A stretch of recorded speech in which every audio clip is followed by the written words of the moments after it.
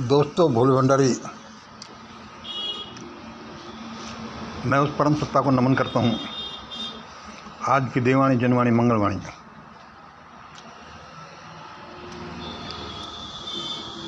दोस्तों, अभी मैं एक वीडियो क्लिप पढ़ रहा था। वो रवीश कुमार की थी। उसमें वो कह रहा था, आज की सबसे बड़ी खबर। चैनल का तो मुझे पता नहीं, वैसे मैं वह वीडियो इस मेरे वीडियो के डिस्क्रिप्शन में लगा दूंगा। उसमें ये कह रहा था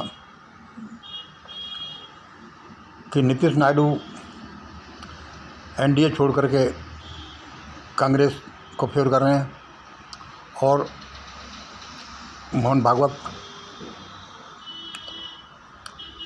मोदी को हटाकर राहुल को प्रधानमंत्री बनाने की सोच रहा है। खबर तो पॉजिटिव थी और मेरी एक्सपेक्टेशन के अनुरूप ही थी, लेकिन पूरी तरह से अनुरूप नहीं। तो मुझे बड़ा अचंभा हुआ।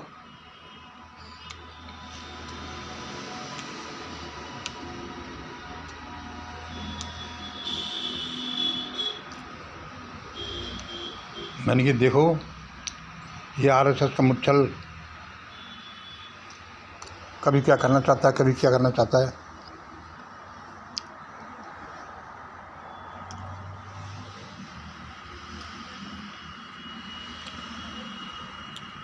आरएसएस का मुच्छल ये भागवत किसी और आदमी को थोड़ी कुछ बनाने देगा।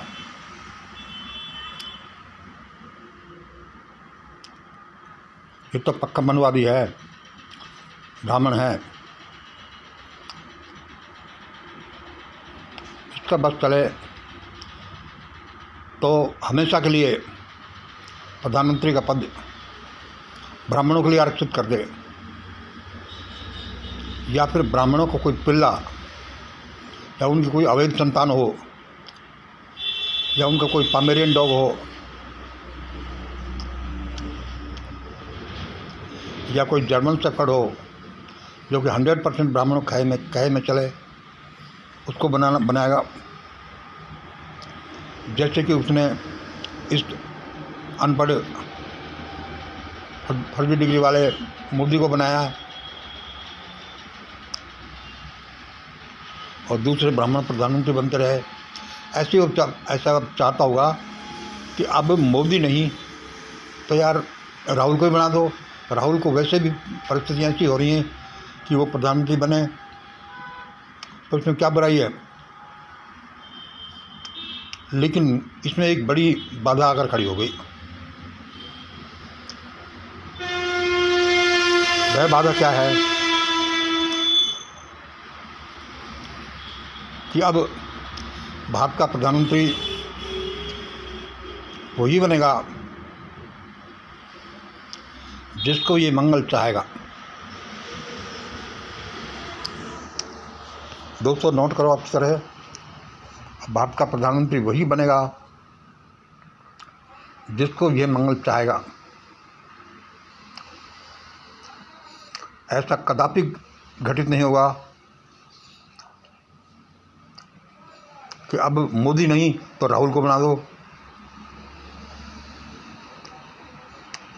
राहुल को नहीं तो किसी दूसरे ब्राह्मण को बना देगा।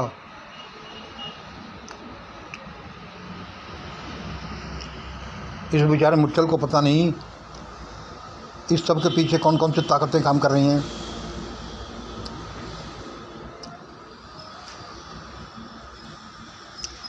इसलिए दोस्तों, अब ये कदापि नहीं हो सकता कि ये मुच्छल जो कहे वैसा ही देश में हो।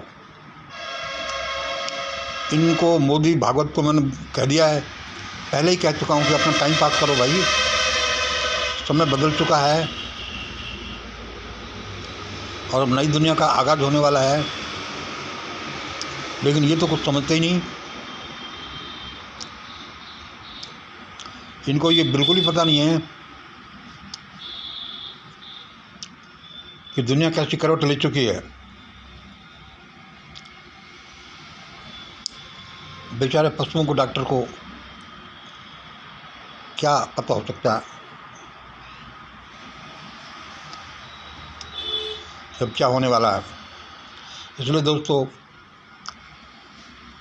अब भारत में प्रधानमंत्री वही बनेगा जिसको मैं सपोर्ट करूंगा और जिसके सिर पर मैं हाथ रखूंगा।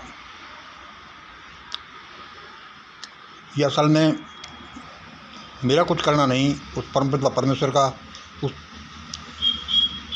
भोले भंडारी का, उस महादेव का निर्णय है कि ऐसा ही होगा। ठीक है, बात पूरी हुई? नहीं, पूरी नहीं, अभी और सुनो।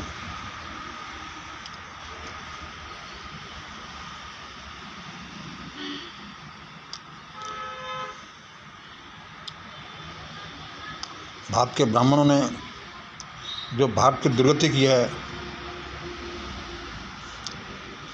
जो भारत की दुर्गति की है, गरीब आदमी की, मानवता की, ईश्वर की,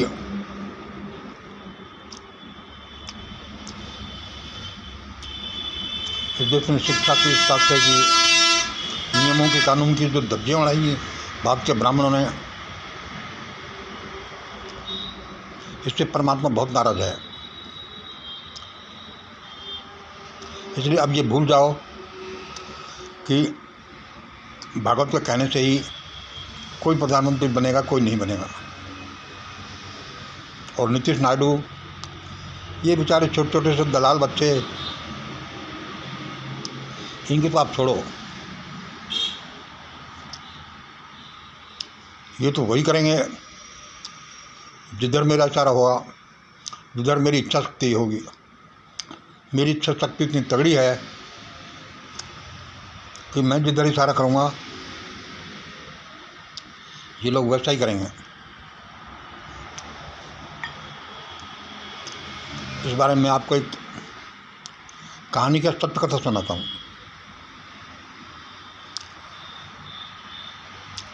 वह क्या है कि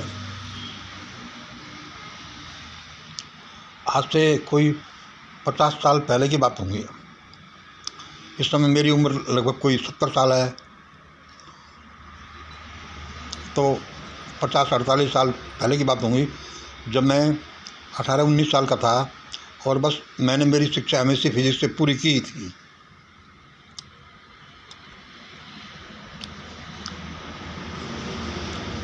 लेकिन एक बात का मुझे बड़ा गम था।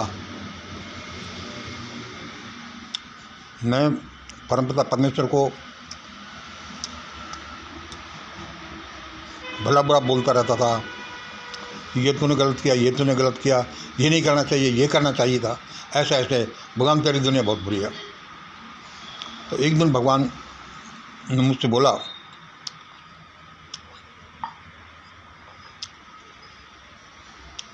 एक दिन भगवान ने मुझसे कहा कि मंगल, तुम क्या चाहते हो? अरे मैंने कि चाहते क्या है? तुम्हें ये भी पता नहीं है, तुम भगवान हो, कि मैं चाहता क्या हूँ? तुम्हें तो ये मालूम होना चाहिए। भगवान ने कहा, मंगल हाँ, हमको मालूम है कि तुम चाहते हो। क्यों? तुम भारत से मनुवाद को दफन कर देना चाहते हो। मैंने कि हाँ सर, हाँ, यू आर राइट। लेकिन इसमें एक बड़ी डिफ़िकल्टी है मंगल। मैंने सर क्या डिफ़िकल्टी है? मनुवाद जो ब्राह्मणवाद है, ब्राह्मणवाद जो सनातनवाद है, सनातनवाद ये जो शैतानवाद है, जो पिशाचवाद है, इसको समाप्त करने के लिए ये समाप्त हो जाएगा, ये मनुवाद समाप्त हो जाएगा, मनुवाद ब्राह्मणवाद समाप्त हो जाएगा। लेकिन इसके लिए ब्राह्मणों को मारना पड़ेगा।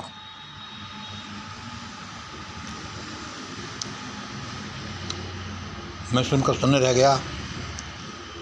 जब उसने मुझसे कहा कि ब्राह्मणों को मारना पड़ेगा। पापा जी हाँ रे, खाना दे दूं?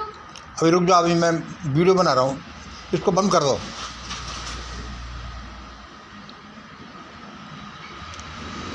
उसने कहा मंगल, भारत में मनोवाद को, ब्राह्मणवाद को ख़त्म करने के लिए तो ब्राह्मणों को मारना पड़ेगा। मैंने कहा सर ये बात तो मुझे, मरना मारना, ये करना, किलिंग ये तो मुझे पसंद नहीं, ऐसा तो आप मत करिए।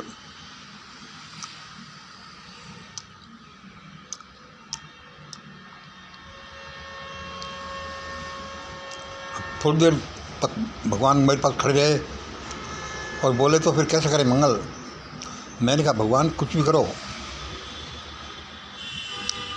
मेरे देश में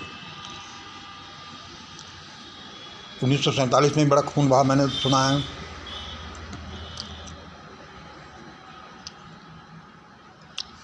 मेरे देश में इस तरह से परिवर्तन किया तो क्या परिवर्तन हुआ, और क्या वो परिवर्तन होगा जिसको भगवान करता है।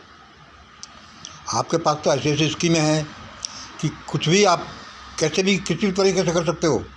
आप अनंत बुद्धि के मालिक हो, अनंत सत्ता के मालिक हो, ये सारा ब्रह्मांड तुम्हारा ही है। भगवान करो तो वही जो मुझे चाहिए, मतलब भारत से ब्राह्मणवाद, इस मनुवाद का खात्मा कर दो। लेकिन देखो किसी को मारो मत। मान लिया ब्राह्मणवाद के पोषक ब्राह्मण हैं और इन्होंने सारी व्यवस्था बनाई है और इनके नाम बड़े पाप हैं और इनको, इनके पाप का दंड मिलेगा। लेकिन सर इनको पापों को, अपने पापों का दंड पर्सन टू पर्सन दीजिए। जिसने जैसा किया उसको उसका दंड देते रहिए। लेकिन ये कास्ट किलिंग नहीं, ये जेनोसाइड नहीं कि इसके लिए तो ब्राह्मणों को मारना पड़ेगा। उस दिन भगवान अपने धाम चले गए। मैं सोचता रहा कि आज तो क्या हुआ। और उसके बाद ये घटना कोई 50-48 साल पहले की है।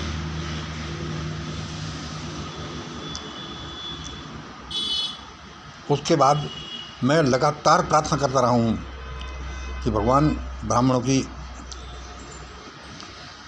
जान नहीं ली जाए, लेकिन कुछ और ही मिरेकल करके मेरा काम कर दिया जाए। क्योंकि मेरे पास कुछ भी नहीं है, चाहे कुछ हो, लेकिन मेरे पास दया जरूर थी।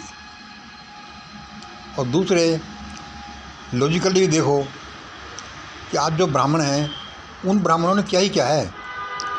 वे ब्राह्मण तो सिर्फ एक जाति के ब्राह्मण हैं और उसमें उनका क्या दोष है। उनको भगवान ने, मतलब परमात्मा ने एक खास जाति में भेज दिया, खास परिस्थितियों में भेज दिया, और वो जैसा देखते हैं वैसा करते हैं।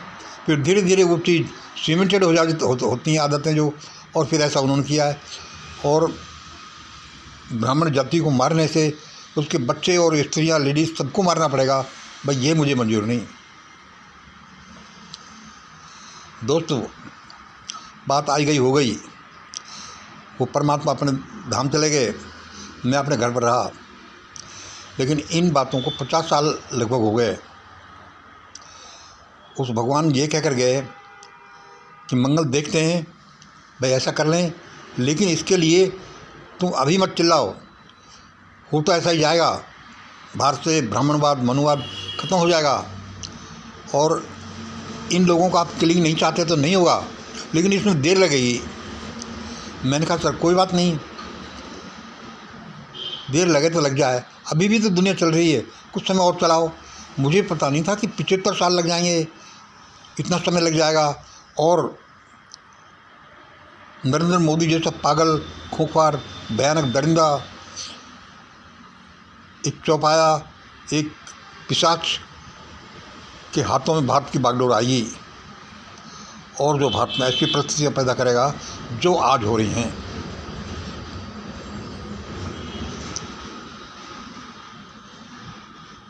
उसके बाद समय अपनी चाल चलता रहा। मैं पढ़ लिख लिया, परीक्षाओं के लिए तैयारी करता रहा, कुछ छोटी मोटी नौकरी भी करी, मेरा जीवन चलता रहा, लेकिन मैंने ये धार रखा था, कुछ कारण थे भाई भारत में हो तो ऐसा ही, भगवान से बोलता था हो तो ऐसा ही। फिर 1994 में मेरा बैंक से ट्रांसफ़र दिल्ली हो गया, और दिल्ली को क्या हुआ, दिल्ली मुझे ज़बरदस्ती ट्रांसफ़र किया कि मंगल तुम ये करते हो, ये बकवास करते हो, अपने बड़े अफसर को ही तुम घुराते हो, ये बात है वो बात है, हम तुम्हारा ट्रांसफ़र दिल्ली कर देते हैं। तो दिल्ली करने से मेरे तो भाग्य ही खुल गए। वहाँ मुझे एक ऐसे खजाना मिला, ऐसा खजाना जिसकी कीमत कोई करोड़ों अरबों क्या ट्रिलियन डॉलर्स भी लगाए तो भी कम है। मतलब ऐसी कोई मेरी एक फार्मूला, एक शक्ति, एक ऐसा रास्ता मुझे हाथ लगा कि 2-4 ट्रिलियन डॉलर्स भी जिसकी कीमत हो वह भी कम है, इससे भी ज़्यादा कीमत का वो खजाना था। खैर ये तो बात हम बाद में कभी करेंगे, और मैं थोड़ा कभी करता भी रहता हूँ। लेकिन मेन प्रश्न ये है कि अब ये मोदी और भागवत, इन्हीं को अपना जान बचानी बात पड़ेगी। अब ये भारत का किंग मेकर नहीं रहेगा, न तो मोदी न भागवत, इनको तो अपना प्राण बचाने भारी होने वाले हैं, इनको क्या पता। और क्योंकि इनको तो ब्राह्मणों के हाथ में सारी चीज़ देनी है, और भूखे मरो, और बेचारे पशु पक्षी जैसे रहो, और चाहे मछलियों की तरह जीवन जियो, भेड़ बकरी बने रहो, लेकिन इनके किसी के लिए और कुछ नहीं कर सकते ये। लेकिन इनको पता नहीं है कि यह तो पहले ही डिसाइड हो चुका है कि अब भारत में क्या होगा। भारत में तो अब प्रधानमंत्री या कोई भी जो बनेगा वो मेरी इच्छा के अनुसार बनेगा। उसके बाद में और दिल्ली की घटनाएं हुई, जो करोड़ों की जो घटना बताता था, उस तरह का जो ये चलता ही रहता है।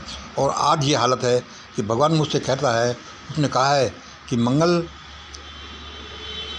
भारत में देखो, ये आज क्लिप में क्या बोल रहा है कि ऐसा होगा, राहुल को प्रधानमंत्री बनाना चाहेंगे। चाहे राहुल थोड़े दिनों के लिए बन भी जाए परिस्थितिवश, लेकिन परमानेंटली भारत पर राज तो वही करेगा जिसको मंगल चाहेगा। ये तो भूल जाइए कि और कोई ऐसा हो, और उसके बाद में भी कोई आदमी आएगा, वह मेरे बनाए नियमों के अनुसार ही भारत में राज करेगा। और मैं बताऊं आपको, जिस दिन लोगों के कर्म फल हैं, नेहरू परिवार ने कुछ किया होगा अच्छा, तो उनको बड़ा सत्ता सुख मिला। मोदी ने किया होगा, मोदी को मिला। लेकिन जिन्होंने पाप किए या गलत काम किए, तो वह परम सत्ता उनको उसके अनुसार ही फल भी देती है। जब हमारी प्रधानमंत्री इंदिरा गांधी की हत्या हो गई थी, तो उसके बाद में भारत के राष्ट्रपति यानी जैल सिंह ने राजीव गांधी को प्रधानमंत्री शपथ दिला दी थी।